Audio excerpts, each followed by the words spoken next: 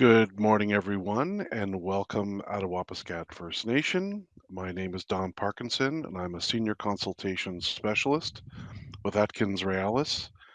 Today, we are continuing our series of Webequie Supply Road virtual community meetings with specific communities as our project moves through consultation round 3 of the environmental assessment phase. Today, we will be doing a review of where we are in the project to date, and provide samples of the preliminary results of the topic studied, also known as valued components. This will be the second of two parts of the presentations we're presenting to communities. This part covering additional valued components. The purpose of these virtual community meetings is to provide your community and its members with an update on our project and receive input on the project as we walk through the environmental assessment process. While this meeting is virtual, our team is available anytime to meet with your community, either in person or in whatever format best suits your community. At the same time, we will respect your community consultation protocols. I want to note that we've shortened the presentation to cover a couple of valued components due to time limits, but the full presentation will be available on our project website, supplyroad.ca. So why don't we get started now with a few words from Chief Wabas of Webequie First Nation, talking about the importance of the project to his community. Um, Webequie has a vision, for their community, and and we're looking for ways to how to prosper our community, and also to find or address some of the challenges that we have in our community. So we look into economic development, and we look into what's out there that can help us, become a community a vibrant community that that is prospering from using the lands and resources. And one of the things that we're doing is that we're looking at some potential economic development opportunities, including developing a road to potential sites in mineral development. So we are, exploring opportunities for our community, and also looking at our future generation as well too. We like to see, be able to have, opportunities for our future generation, so they can, live, a good life and a healthy life, and hopefully with the opportunities that we're looking at, it will generate job opportunities and also bring in a good infrastructure for our community. Our thanks to Chief Wabas for his thoughtful comments on the importance of the Webequie Supply Road project to his First Nation. Let's move now to the presentation, part 2 of the preliminary results of the valued components, or VCs. Then we're going to come back and take any questions or comments community members may have. So with that, let's play the consultation round 3, part 2 video. Welcome to round 3 of the WSR environmental assessment phase. Recently, we covered part 1 of the presentation, which talked about what is being looked at in the provincial environmental and federal impact assessments, how the effects assessment is being completed, and the preliminary effects assessment results for select valued components, which are basically the different things we have studied as part of the environmental assessment and impact assessment. Today, we will be covering part 2, in which we continue to go over the preliminary results of effects assessment for select valued components, and we'll also cover cumulative effects, which are the leftover effects of this project combined with others from the past, present, and future. Webequie First Nation is about 200 to 250 kilometers from the Hudson Bay and James Bay coasts and the planned Webequie Supply Road runs south of Webequie and then east to the Ring of Fire area. The purpose of the Webequie Supply Road is to move people and supplies to the Ring of Fire area, create jobs and business opportunities for community members, as well as skills training opportunities for young people. As this is Webequie's project, this would be done in a careful, sensitive way that will preserve and strengthen the community's language and culture. The planned road will be 107 kilometers long, with 17 kilometers on the Webequie First Nation reserve lands. The corridor planning area is 2 kilometers wide, but the actual cleared area will be 35 meters wide. Make 3 large water crossings and will include temporary pits and quarries, equipment storage areas, and construction camps. The road will make 6 major water crossings and will include temporary pits and quarries, equipment storage areas, and 4 construction camps. Now let's talk about the communication we have had with Indigenous communities. In our consultation rounds 1 and 2, and part 1 of round 3 of consultation with communities, the project website was updated with new information. Notices were sent to all 22 communities, offering a variety of engagement options, and in-person and virtual community sessions were conducted, as well as streaming sessions to help community members better understand the process and the project overall.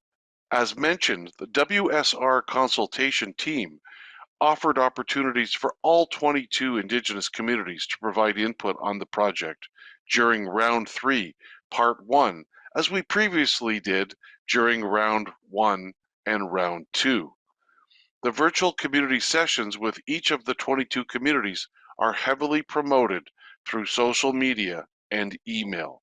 A variety of input was received on the project during round 2, ranging from ownership and responsibility for the completed road, impacts of climate change, employment and training opportunities, business opportunities, and impacts on treaty rights to potential downstream impacts to coastal communities. Much of the feedback related to topics that will be addressed as the project moves closer to construction, or those that are of a more regional nature and have their own process, such as federal regional assessment. Let's move now to the heart of the presentation. In part 1 of round 3, we described what is an EA or IA and what is being assessed in the EA or IA. As a refresher, environmental assessments are studies which assess the potential environmental effects, good or bad, of an individual proposal or project. For our purposes, the term environmental assessment or EA refers to the provincial process, while impact assessment or IA refers to the federal process. It includes engagement with rights holders and stakeholders to inform the process.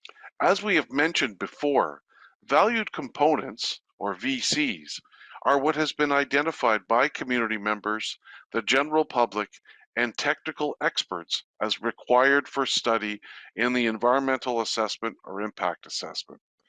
In part 1, we looked at the project's effect on some select valued components. Today, in part 2, we are looking at the project's effect on some other select VCs and other effects such as accidents or spills. Before we go further, let's review some key terms. Valued components, or VCs, are what are to be studied in the EA and IA. Indicators are the ways to measure potential effects for VCs. Temporal boundaries is the timeline for assessment, and spatial boundaries are the geographic areas for assessment. Now we are going to talk about how the effects assessment is done. Engagement and consultation, as well as Indigenous knowledge, land, and resource use, feeds into the effects assessment steps, including identifying what will be studied, defining boundaries, identifying possible effects and which are left over after mitigation, then looking at all the effects together, then identifying follow-up and monitoring and overall advantages and disadvantages of the project. We have received a lot of IKLRU information so far, including the purpose of traditional ceremonies, reliance on country foods, and climate change impacts. Existing or baseline conditions for each of the VCs are described through background research, engagement and consultation, and field studies. For each VC, we look at potential effects and pathways, how it happens, the route followed. For example, grading or reshaping the land as part of the project usually hardens the ground, making it harder for rain to get into the soil and lowering groundwater levels. Mitigation can be done in different ways. Elimination of effects, reduction and control of effects and offsets, where improvements can be made elsewhere to improve fish habitat, for example. When we describe the net or leftover effects, we talk about the direction of the changes, positive or negative, the amount of change, the area impacted by the effect, when the effect will occur, how long the effect will be, how often it will occur, the social or cultural effect, whether the effect will be permanent, and how likely the effect is to occur. We determine how significant net or leftover effects using a number of methods, such as scientific experts working with community members, assessing risk ranking, or weighing effects, as well as the professional judgment of experts using their knowledge and experience. Let's move now to talk about preliminary results of effects assessment for select valued components. While we will focus on vegetation, which includes peatlands, wildlife, Aboriginal and treaty rights and interests for this presentation, due to limited time, the full version of this presentation that is available on the website will include preliminary results for social and economic, cultural heritage and archaeology, and human health and country foods. Possible impacts on vegetation could include changes in the variety or number of vegetation species through removal of some vegetation species that are rare or are important to community members and introduction of other species not from the area. We plan to mark and protect sensitive areas, including rare vegetation communities, as well as use lower impact vegetation clearing equipment. No herbicides or chemicals will be used to remove vegetation will be used. Also, specific management plans for soils, vegetation, erosion and sediment control, fuel storage and handling, spills prevention, construction waste, and site restoration and monitoring will be put in place to mitigate, meaning reduce or eliminate, potential project impacts. As for wildlife, the project could possibly result in wildlife loss due to project activities such as vegetation clearing and culvert installation.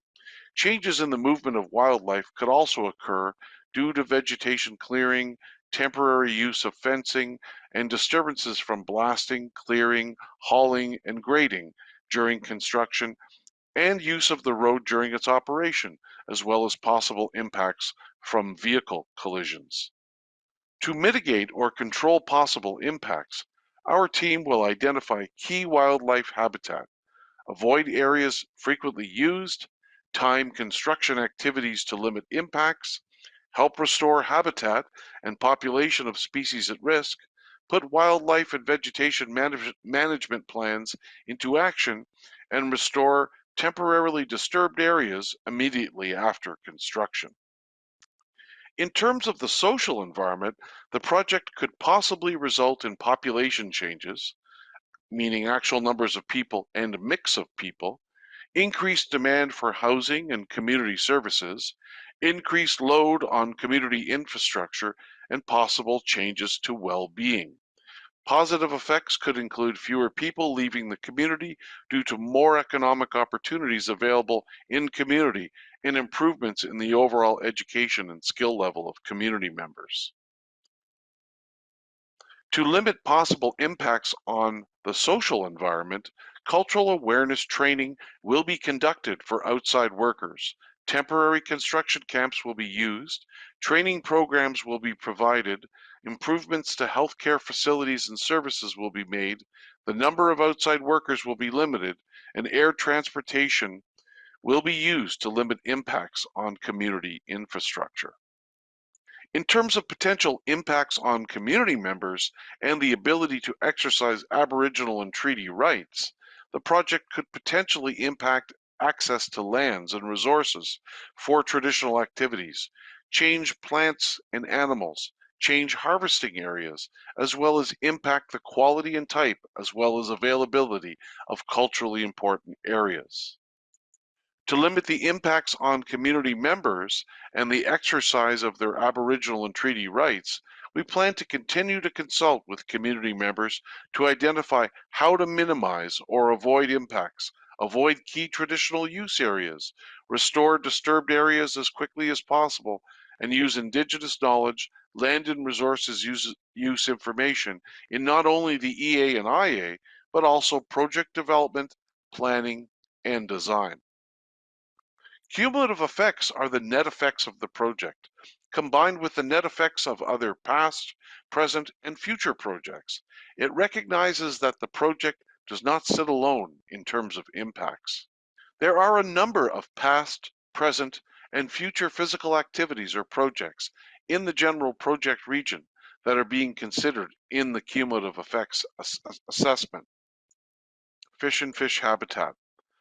The leftover effects of the proposed project on fish and fish habitat are expected to be low in magnitude with the implementation of mitigation measures to reduce or eliminate impacts. When it comes to Aboriginal and treaty rights and interests, potential cumulative effects of the proposed WSR and other activities or projects that could overlap with the WSR are anticipated to have predictable and mitigatable effects on local Indigenous communities. Traditional land and resource use patterns may be changed due to increased access. Changes to community life and traditional lifestyles or cultural continuity are not expected to change that much with the all-season road, given the implementation of mitigation measures. In terms of other possible effects, these could be what are called accidents or malfunctions, and could include accidental spills of hazardous materials such as gasoline, diesel, propane, hydraulic fluids, lubricating oils and greases, and explosives, fires and explosions, damage or failure of road and or structure crossings of water bodies, vehicle or equipment accidents, accidental collisions involving vehicles associated with the project and vehicles moving through or around construction sites, or accidental death of animals due to inappropriate machinery or equipment operation. Accidental movements into environmentally sensitive habitat and sites such as watercourses or areas of cultural importance. Possible environmental effects of the project could include extreme weather events, wildfires, and changing climate. We designed the project to consider things like environmental risks and the changing climate. We also follow all design requirements for provincial highway projects. Our project emergency response plans take things like extreme weather events and wildfires into consideration. The project's EA or IA is required to include a description of the extent to which the effects of the project hinder or contribute to the Government of Canada's ability to meet its environmental obligations and its commitments in respect to climate change. The goals and objectives of the proposed Webequie supply road are as follows: to facilitate the movement of materials, supplies, and people from the Webquay Airport to the area of existing mineral exploration activities and proposed mine developments in the McFalls Lake area, to provide employment and other economic development opportunities to Webquay First Nation community members and businesses that reside in or around the community's reserve and traditional territory while preserving their language and culture, and to provide experience and training opportunities for youth to help encourage pursuit of additional skills through post-secondary education. As of now, the plan is to finalize the environmental assessment in 2026. You can contact us in many ways. Miigwech, and see you soon. Okay, welcome back. Let's open the floor now and see if we have any questions. Dorothy, did you have any questions? Yeah, you said you plan to finalize the environmental assessment in 2026, but you will be submitting it in 2025 to the regulators. Is that correct? That's correct, yes. Okay, thank you. Anything else? Is it possible to get a copy of the transcript from which the video was reading?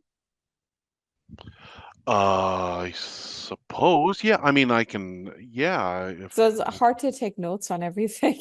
Oh, yeah. The Well, we have speed. the full version, Dorothy, that's on the Yeah. site. Okay. The video, you mean? Yeah. Well, no, Oh, the full version of the PowerPoint. oh, with So we, the what we're with showing, the audio included? well, it's not with the audio. No, it's just the full PowerPoint. Like this is Okay. an abridged version. Okay. Um, directed at communities that otherwise it just gets too long, right, and too Right. detailed. So we Okay. just did a subset of the valued components, Okay. and then refer people to the PowerPoint. Um, Okay. I mean, I'll we look on can the send you the website. recording if you want. Absolutely, No, that's okay. That's okay. okay. Uh, so I'll look on Supply Road on the website under which I'm just trying to look at which tab. It should. Supplyroad.ca. Yeah, And let me then see. It should have. I can check where we post the YouTube. I think they're on their YouTube YouTube. videos. Okay. If you could, Yeah, look, I'll get the link to you, Dorothy, yeah, for sure. okay. Yeah, I'll get it to That you. would I'll be just good. have to talk to our tech people about that, and I will get that to you for sure as soon as it's posted. Okay. But if you need anything else, just give us a, you know where Okay. to find us. Yeah. And I was just wondering when you talked about fish and fish habitat, you said impacts are expected to be low in magnitude with the implementation of mitigation measures. Is there any more detail about that? There will be, Yeah. for sure. Like, yeah, that's all just sort of high level comments, right? Okay. But Okay. yeah, there will be, and that will come out in the fall. The document should be coming out in the fall, like the first draft of it, and those mitigation measures will be provided in lot more detail, obviously, than than that statement. Okay. So are you you're planning to release a draft Yes, version this fall? yes. Okay. And that will be like select chapters or a complete. I believe, I think we're trying to get as much of it out as early as possible to circulate to communities, Okay. to get, early feedback so we can start incorporating comments and addressing comments as early as possible. Okay. Okay. But we're looking at Sounds probably good. October, early November. That's the latest I've been hearing anyway, Dorothy. Okay. Good. All right. Well, and I guess that's it for me. Thank you very much. Yeah, thanks for joining, Dorothy. I appreciate it. Okay. Have a good day. Thank you. See ya. Okay, everybody, I think that wraps up today's meeting. Miigwech to everyone for joining us. We hope it was helpful, and please feel free to reach out and contact our project team with any questions or comments that you may have. The project website is supplyroad.ca. Join us again soon for more project information. Miigwech and see you soon.